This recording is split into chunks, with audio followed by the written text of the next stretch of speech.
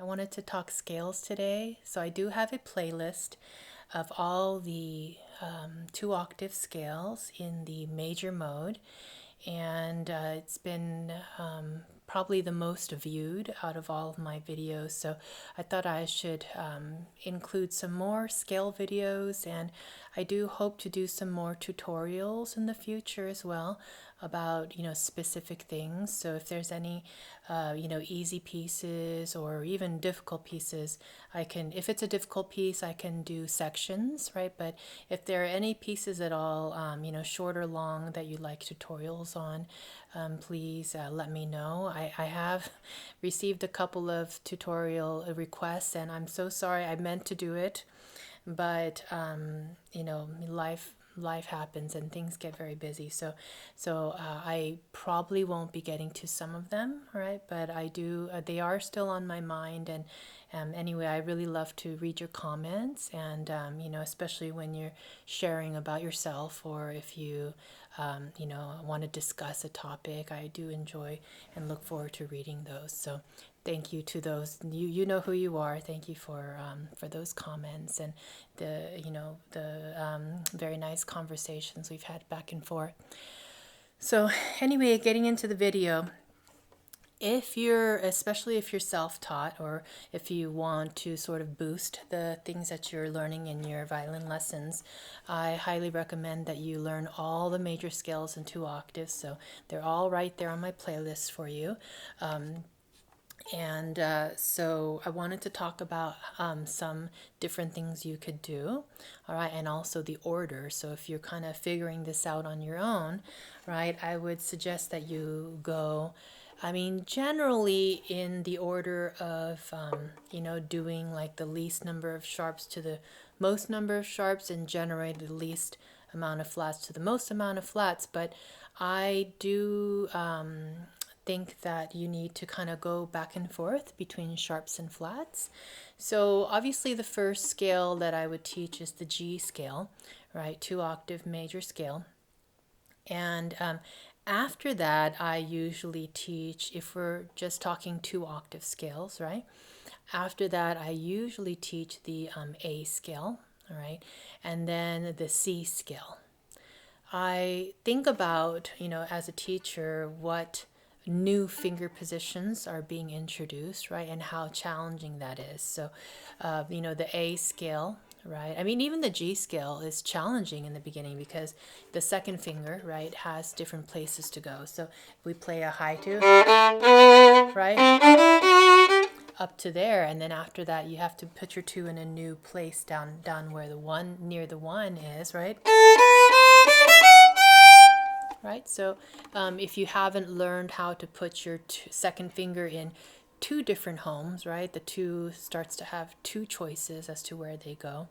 The truth is, if you're a beginner, you should know that your fingers can go anywhere and everywhere, and they can even substitute, so the 3 can go to the 2 spot, and the 1 can go to the 2 spot, and the 2 can go to the 1 spot, and everything is possible, but we need to learn them little by little, right?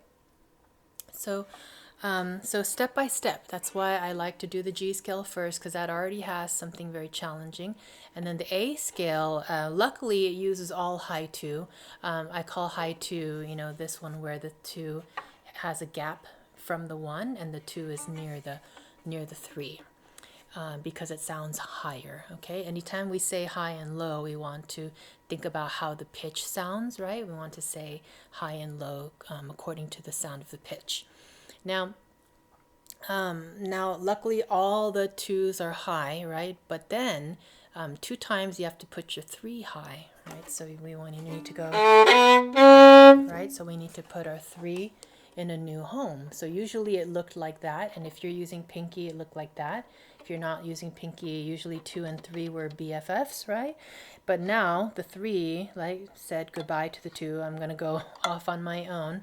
So 1, 2, 3, the 3 needs to go high, and then 1, 2, 3, 3 needs to go high, right? So instead of playing, we want to raise it, right? So we're going to have high 3, regular 3, regular 3. Even ascending is easier than descending. So I know from experience, my students and I go through every single scale. Every single student learns every single scale. And as we're learning them, I found that coming down on certain scales presents more challenges, right, than other scales. So that's tricky, especially if it's like a fourth finger reaching situation after you play, like if you have a high four or after you play a low one. Okay, so anyway, getting back to the sequence, right, then I would probably teach the C scale. Now, C scale starts out pretty friendly and then it gets really scary at the top, right? So because you're going to use the low two. Hopefully by now, the low two is a frequent part of your vocabulary as a violinist, right? So now, as soon as you get to there, when you get to the E string, all sorts of havoc, right, are being wreaked, because if you have a low one, low two, but it doesn't even look like a low two anymore, right, because they're far.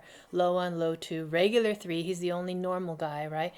Pinky's normal too, actually, but then after that, you have to do a extension of a pinky, right? So every finger has something a little bit special or out of the ordinary to do, except for the third finger. He's kind of holding down the fort, but third finger feels weird now because all the other fingers have moved, right? So it's also a very spread out position, right? So that's a bit challenging. Then we have a few choices we could do. Probably I might go to either a B flat scale or a B scale. If the student is having some, or you are having some intonation problems where you can't seem to keep your hand, in the right place, it's like slipping, or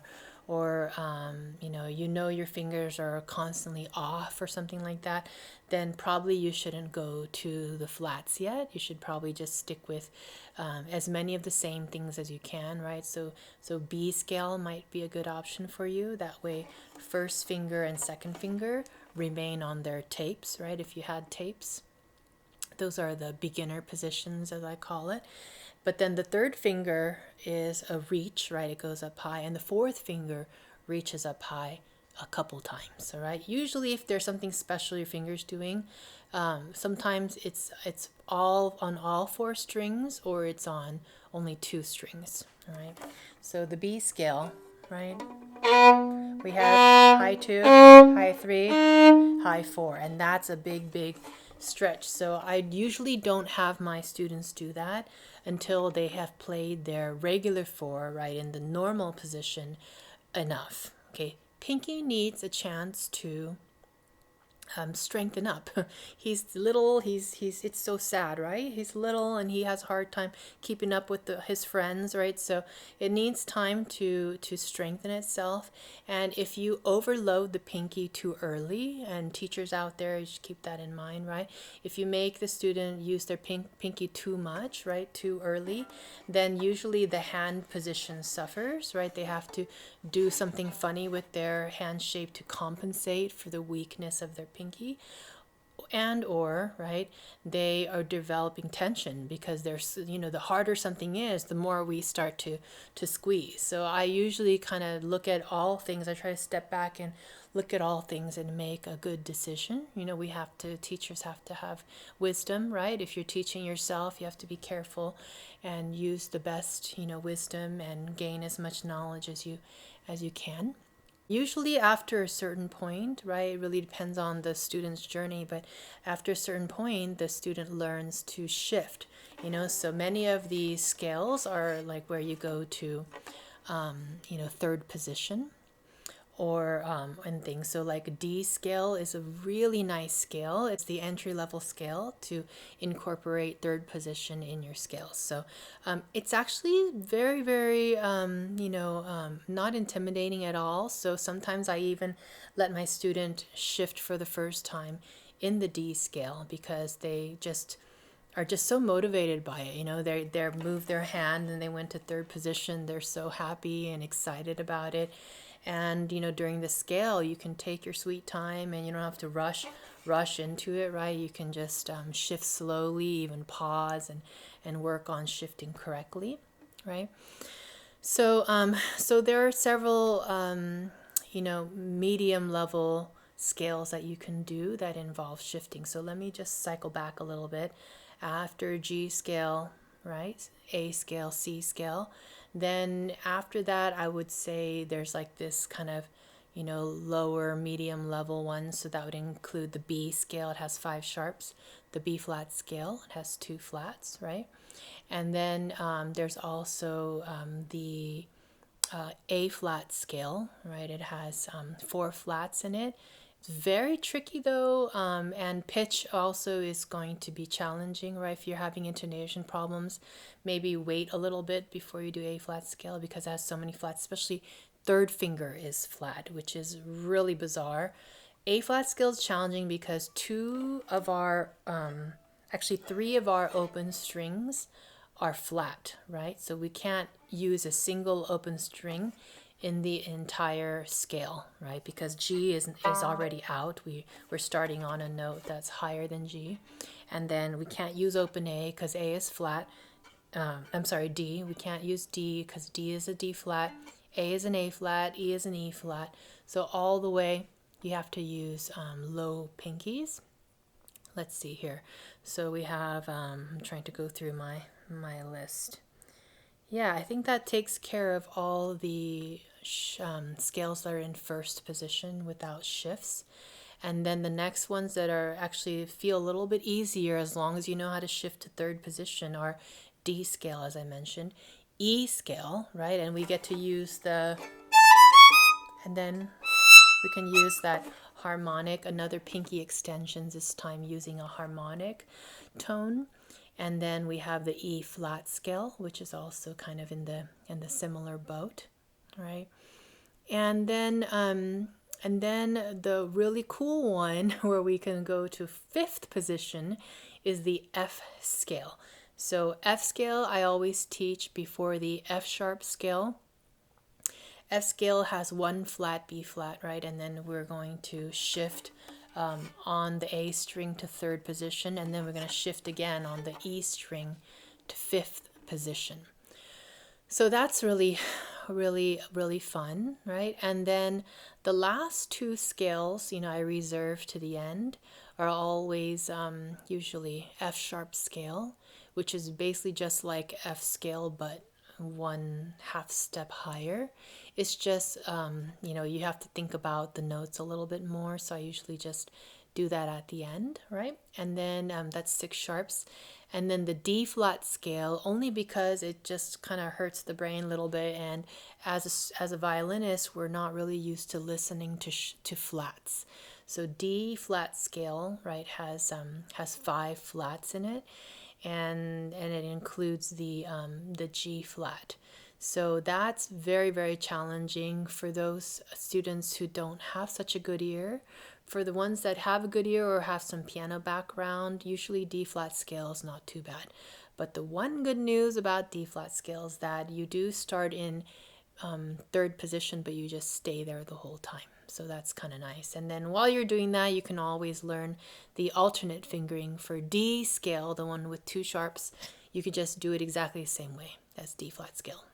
I also want to make a little note here that the way I fingered my scales in my tutorials, in my playlist, it's just one way. So I got a few fingering questions which I really enjoyed, and so thank you for those comments and questions. And I like to see you talking to one another and telling each other your experiences. So that was really nice. And anyway, so you can always practice your scale with different fingering. In the future, way in the future, maybe I can provide some alternate fingerings as well. And it really kind of depends on the student, and maybe if you're playing the scale, right, to help you warm up for a certain piece you're learning, then you might want to choose a fingering that you see more often in your piece, right? So it really depends. But I think if you're at that level, usually you're playing 3-octave scales anyway. I feel like there's a couple more things I meant to say about scales, but hopefully this will give you a little bit more of a heads up on the playlist. And yeah, please let me know if you have any comments or questions.